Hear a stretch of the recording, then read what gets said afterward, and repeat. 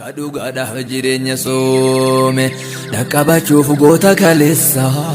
Kadhugaadhaaf jireenya soome ammal nyaadhee dhuguun na tola gagabbadhee jiraachuun coo. Ustaaz Kamal Hebboo arda isin baatanii wareegamuu isa afaan kiyyaa miidiyaa irra na haasofsiistan kana gaafa sana wareegama isaa dhoksu diinni wareegama isaa argee nutti gammadin jechuuf jaallan guyyaa guutuu lolarra oolte sa'aatii 9 haga sa'aatii 1 lolarra turanii isa awwaaluuf baasanii awwaala sana midhaasanii akka diinni argine godhuuf yoo xiqqaate haga halkan keessa sa'aatii 7 olii waraanni kun ifaa beerra ture jechuudha. Rabbiin maal isiniin jedha ummata kana?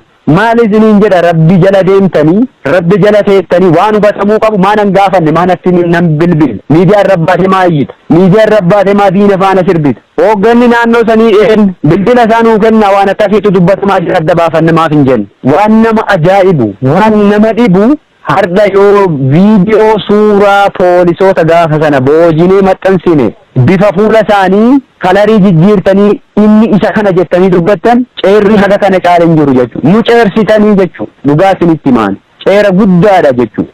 Mataa gadi nu qabdan hamilee nu cabsitanii jechuudha. Gaafa suurri viidiyoo diinaa dhufee kalariin jijjiirame inni kana jedhamu akka ajandaa diinni bocee maan hubanne. Haga ammaa sa'aatii kanaatti namni nu hubanne jira. Namni mee addanuu haa baasuu isa nu dubbisaa jedhu jira jechuudha. Maal waan ta'u jirurraa addan baafattu ati ilaalte mul'ataa jira bar viidiyoo diinaa barbaasanii isa jechuun jiranii bar jaala wareegama isaa baasnee awwaallee bakka itti goonee biraa deemnee reeffi isaa galee dalloo maalii jira jechuun jiranii bar galee maatii isaa bira jira jechuun jiranii bar wareegamni isaa achi galeera jedhamu jira bar viidiyoo yeroo harka isaa duubatti hidhanii rasaasaan nama jahatu rasaasaan rashane jedhamu faatu dubbatamaa ture bar maan baasne ree viidiyoo sana warri sun maaf hin baasne viidiyoo sana kijiba haga kanaattu deemu jira bar kijiba haga kanaa jiru eenyutu nu gaafate eenyutu bilbilee nu gaafate Aishaa Goobanaa kaleessa boo'aa turte jeneraal Aishaan boo'aa turte jechuudha jaalli sun imimmaan isiin boo'aa turte sun namatti hin dhagahamne jechuudha namni hin beekne jechuudha jaalli sun karaa keessaatiin nama nu gaafate irra nurraa hubate keessaa nama tokko namoonni gameeyyiin jajjaboon akka isii jira jechuudha warri karaa keessaatiin nurraa hubatee gaafas nu gadda akkanaatti nu jira jennee hubachiifanne jira ummanni kun ummata keenya otoo wanna qabatamaa hagasii argitu otoo haala akkasitti diinni deemaa jiruun akka ajandaa diinni bocee otoo argitu wanni isin taatan mataanuu cabse rabbii jala deemtanii wareegama jaal Kamaal Hebboo xureessitan. Lammaffaa Kamaal Hebboo waan amantaa musliima ta'eef ajjeesanii jettan waan arsii ta'eef du'ee jettan ana amantaa kiyyan beeka eenyuyyuu fakkeessaa fi miti bar waggaa waggatti gaafa iida kabajinu suurri kiyya akka sooshaal miidiyaa irra hin jirre hin jiru fakkeessaaf maxxansaan turre bar gaafasiyyuu akka diinni ummata kana karaa amantaatiin dhaaba kana jibbisiisuuf yaalii cimaa inni godhaa ture beenna beektanu addi bilisummaa Oromoo amantaa kamuu maxxanfatu kamiyyuu ammoo hin jibbu kabajaan amantaa kamiifuu godhama dhaaba keessatti namni kamuu amantaa isa kaleessa mana isaatti qabu as keessatti hin qaba hin geggeeffata namni isa dhoowwu hin jiru fakkeessiif nu argaa fi miti ka maxxansaa turre suura sana beekta argaa turtan ture suurri miidiyaa kana guutuurra jira suura miidiyaa irra jiru kiyya otoon taane waraanni bilisummaa Oromoo yeroo hunda yoo inni hiriiree saffaa guutee salaatu argaa turtan jedhan maaliif kun ajandaa diinni boceen sirbuun ajandaa diinni boce faana deemuun kun haga yoomiitiif ta'a haga yoomii akkasi deema haga yoomii shakkii qabsoo dirree keessatti haga yoomii shakkii dirree keessaa kanaan ummanni kun mataa wal dhukkubsaa oola bira darbeenu dirree jiruuf jireenya keenya dhiisnee rakkoo keessa jirru dhiphisuun haga yoomiitiin gaafii guddaa jechuudha. Haga yoomii akkasin akkasi dhiphattan haga yoomii isin akkasi nu dhiphistan an hin beeku.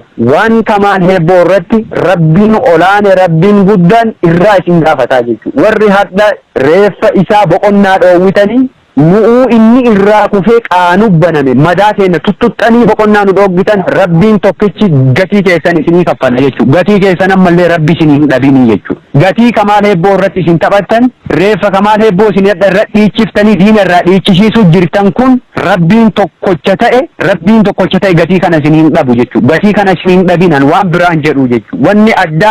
Wanni addaa wanni isinii dhiheessee isin itti amantan injiraatin yoo barbaade Kamaal Hebboo lolarra wareegame nafiraan wareegame hoggana isaatiin dirree sanaan jiraachuu miti otoo dirree biraa jiraadhee otoo bakka biraa battala biraa jiraadhee otoo godina biraa keessa jiraate godina lolli sun itti ta'eyyuu jiraachuu baadhee wanna Kamaal keessa jiru guyyaaf daqiiqaan quba qaba jechuudha. Warri adda miidiyaa kanarra bahee iyyaa jiru akka Wadala Harree baroodu jiru kun warra Kamaal eessa akka jiru waraanni bilisummaa Oromoo eessa akka jiruu fi maalirra akka inni jiru maal keessa akka inni oolu hin beeknetu iyyaa jira jechuudha. Warra eessa jirraa keenya quba hin qabnetu iyyaa jira jechuudha. Warri eessa akka jirru quba qabu akkasi boo'u jira miidiyaa gubbabba'ee. Warri maal keessa akka nu jirru quba qabu boo'aa jira. Maal uffatanii bulan maal nyaatanii bulan warri jedhu kan boo'u jiru sana beekta. Inni hadha achirraa baroodu jiru kun ayyaallaallattu warra karaa sirbi sirbantu akkasitti iyyuu jira ammallee boo'aa jiran warri waan nu keessa jiru quba qaban. Akkam goonee isin amansiifnam. Wareegama Kamaalii dhaqee baasaa ree isinii boolla. Isa baasee isinii fida. Ummata kana abbaa faana isaanii rakkisuu fi mireedha. Rakkisaa ka argattanam sirbaa diina waliin. Wan biraan jiru diina gammachiistanii diinni nurra gammade wanni fidu ammoo hin jiru diin. Wanni nurra argatu tokkolleen hin jiru. Wanni nu laafsisulleen hin jiru. Wanni nu hubatu deebisulleen hin jiru. Olola yoo taate ololaaf bakka hin qabnu. Ololli kaleessas ture hardhas hin jira. Olola bakka nama kennu miti. Ololli warra duuba deebisuu miti waraana bilisummaa Oromoo ammoo. Kanaaf warri ta'e jettanii itti yaaddanii sirbaa turtan gatii keessan rabbi isiniin dhabin akka jalqaba jedhe sana jechuudha. Warri ta'e jettanii reeffa isaa gumaa isaa gar balleessu wareegama jaalaa ajjeefame jedhaa sirbaa turtan sun gatii keessan rabbi biraan dhabina. Warri ammoo otoon hubanne otoon beekin warruma mootummaan ergee sirbu faana sirbaa turtan jarana rabbi sodaadha. Rabbii isin uume rabbii tokkocha salaattaniif sana sodaadha. Jaalli shaahideedha kukuffisee kufe guyyaa sana. Baasnee harka kennaan bakka sunii awwaalanne. Iddoo keenne sana itti quufuu dadhabnee eegaa achii deemne lammaffaayyuu achi deebinee baafannee awwaalanne. Adda abbaa faati kenna, firoottan kenna, deeggartoonni kenna onneen gubatu bor awwaala isaanii arguu danda'a yoo nu duuneyyuu.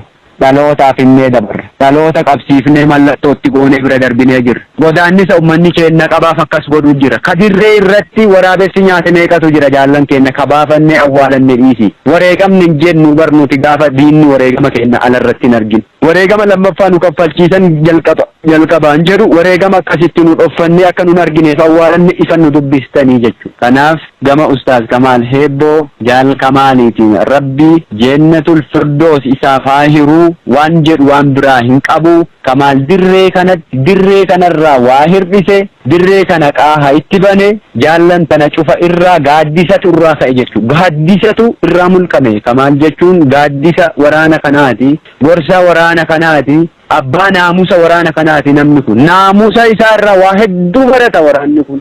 Jaallan bar waraana wareegameef hin boohani himimmaan boohaa fi turree bar kaadhaati xurumbaa afuuftuu miti qilleensa kanarra baate bakka jirru iyyuu kan beenu. Kanaafi warri irra deebi'ee ammallee warri shiira kan kalaqxanii ta'ema jettanii waraana kana diiguuf yaalii agasii gootan gatii keessan rabbi isinii haa kaffalu. Warri ammoo tolaan burjaajaa turtan haalli jiru kana fakkaata.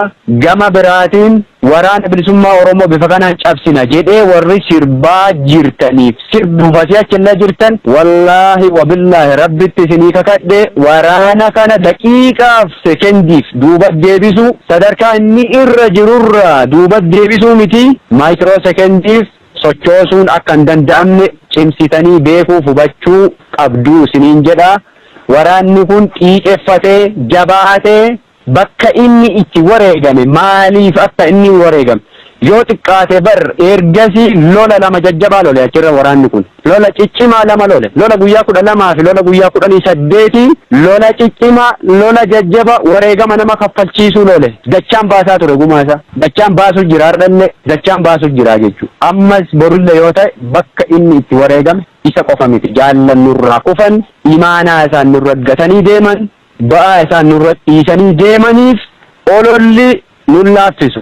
An akka jaalsa baay'isitti kibba bahaa dhaladhee kibbuma bahaatti ammoo wareegama qulqulluu ittiin shakkanii sabaayif qorachuun nahaa laaffisu haamilee nahaa tuqu malee imaanaan jaallan narra dhiisan akka haamileen hin cabne na godha jechuudha. Na jabeessaa jechuudha. Deebi'ee uf komadhaan iyyuu gaafa aaree ummata kanaaf maaf qabsaahan jedhuyyuu imaanaa jaallanna irra dhiisan sun akkam jedhee uf ilaala jechuudha. Bocni bocame kun ka ummata qulqulluu irraa maddee osoo hin taane ka warra mootummaan daabboo kennee fi erguu jiru ta'u ufitti himaa jechuu deebi'ee. Aaree ka'ee wanna ta'e kana deebi'ee ufitti himee uf jabeessa. Ammas hin jajjabaanna kanarra cinnee argamna gumaa jaallan keenna dachaan baafna kibba baha Oromiyaa maqaa kaleessaa sana itti goona maqaa kaleessaa sana itti deebisna jechuudha. Akka kaleessaa sanatti dhaabbatee jabaatee waraanni kun lolee argita. Yoo xiqqaatee barbaatii 8-9 asii cibraa 3 horate waraanni kun. Waan akka dibbeedhaan tuuddi wanni qilleensa irra baatee kijibdu kanaa miti beektaa. Dheebotanii beelahanii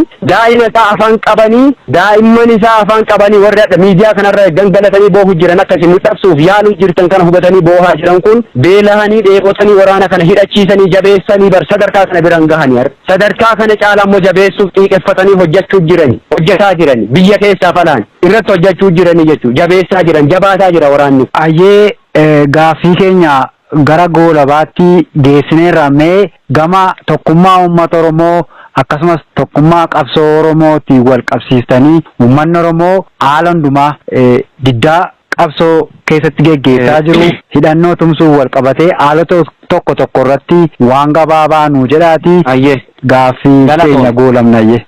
Gama tokkummaa uummata Oromootiin inuyyuu yoo duubanna deebisuu baate dhimma wareegama Ustaaz Kamaal Heebboo biratti waan tokkummaa uummata Oromoo sharafu hedduutu ka'aa ture jechuudha. Wallaggatti ajjeese, Ebalutu ajjeese, Harargeetti achi keessa du'e, Arsiitu maalii ta'e, Jinnitu akkana ta'e, Rabbi sodaadhaa dhiiroo. Nuti kabaaneef uummata Oromootiif Oromiyaaf qabsaa'u jirra. Biyya walaba taate Oromiyaa tarree addunyaa dhaabuuf qabsoo godhu jirra. Uummata Oromoo qal'aaf lolaa jirra. Oromoo keessaa dhalanne, gandaaf hin dhalanne, ollaaf hin dhalanne, ollaan beeknu, gandan beeknu, nuka beeknu Oromiyaati. Odoo gandaaf lolla ta'e, odoo kutaaf lolla taate. Maal gooti ijoolleen Arsii iddoo biraati. Maal gooti ijoolleen Shawaa ijoolleen giddu galeessa Arsii irra maaf loltee wareegamti. Ijoolleen Arsii maaliif Wallagga irra loltee wareegamti. Ijoolleen Harargee maaliif Boorana irra loltee wareegamti. Ijoolleen Gujii maaliif Arsii irra loltee wareegamti. Maaf wareegamu jiru. Jaallan godina biraa loltee kibba baa kana keessa wareegamaan turre. Lola gaafa 2021 keessa jaallan dirree irratti wareegamne gaafa lola kaampii Eeban Ubboo lafa jedhamtu. Kagaafa kibba bahaa dhufee yoo baay'ate torbee tokko anin turii lola nurratti irratti jaallan hin wareegamne dirree irratti uummanni kaaseen awwaalle ijoollee san jaallan sun jaalli takka shakara Wallaggaati Arsiitti ajjeese maan jedhin Wallagga gaafas jaalli tokko Harargeen maatiin ajjeese nuun hin jedhin dirree gubbaa wareegamanii bar wareegama sana baafachuu dadhabnee gangalannee baanee bar iddoo sanarra deemnee galle bosonatti. Baala irra cabsannee biraa deem achii baasee uummata Oromoo awwaale beekta maanuun gaafatin gaafa sammuu keessa iddoonni jiru laala bakka jirru argitanii maafin gaafatin gaafa sana rabbi sodaadha shakkiin kaleessa yoo jiraate jira shakkii kaleessa sana har'a gaffiddanii nuun hin jeeqina shakkii kaleessaaf dhiisi nama kaleessa yakka sana hojjete gaafadhu bakka barbaadde nuun jeeqin har'a ammoo gadi dhufte asitti shakkiin kaleessa isin achi waliin bukeessan achi waliin jeeqan sun ka diinni ajendaa godhe uummata kana gargar dhiibu sun kaleessa jechuudha inni har'a qabsoo qulqulluu godhu jirra waan kaleessa warri qabsoo gane dalageef har'a ammoo as keessa shakkii uumanii qabsaa'ota xureessuun ta'uun qabu beekuu qabdan kana hubachuun barbaachisaadha jechuudha. Kana hubachuun ammallee nurraa eegama jechuudha. Tokkummaan uummata Oromoof tokkummaan jaallan kana akka hin sharafamne dura dhaabbannee laphee keenya kenninaaf jechuudha. Adda keenya kenninaaf jechuudha tokkummaa uummata Oromoo kan sharafamuuf. Tokkummaa jaallan keenya kan sharafamuuf adda keenya kennineefi itti wareegamnee dabarraa jechuudha. Tokkummaan jaallan kanaa hin sharafamu, tokkummaan qabsaa'otaa hin sharafamu, tokkummaan uummata bal'aa hin sharafamu jennee adda keenya kennuuf jira. Itti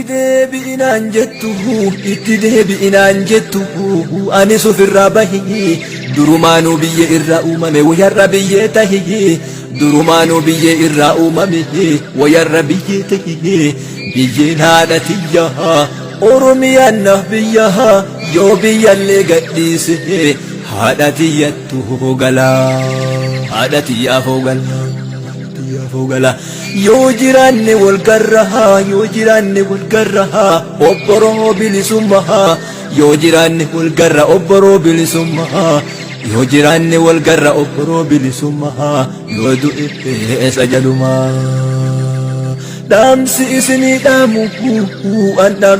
dhaamu yoomillee tokkummaa andhamsisini dhaamu yoomillee tokkummaa yaa lafee lafa tanarra gabroomti oromummaan yaa lafee lafa tanarra gabroomti oromummaan lafee waaqoo guutuu lafee jaarrabba gadaa lafee taaddasaa birruu lafee hayilee fidaa lafeen gootota kumaatamahaa ta isiniif caccabdi diddee sirna gabrummaa kalee gootota sanuu akka asheeta garbuhu wanni diinni nu keessa sukkumate affeelee nyaateef dhabuu keenya tokkummaa haa qabsoofnu hundumaan haa qabsoofnu hundumaan haa qabsoofnu hundumaan galanni keessan qomoo haa ta'uu bilisummaa galanni keessan qomoo haa ta'uu bilisummaa haa ta'uu bilisummaa Mila kursi dhiiga keenya gubbaa taa'e dhiiga keenya jeysu Mila kursi dhiiga keenya gubbaa taa'e dhiiga keenya jeysu haroo dhiiga keenya keessa yoo laalu eenyummaan sahaa waa Oromoon ibsu roorroo kalee nurra deebisuudha ka dhugaadhaaf jireenya soome dhaqqabachuuf goota kaleessa ka dhugaadhaaf jireenya soome ammal nyadhee dhuguun na tola gagabbadhee jiraachuun coo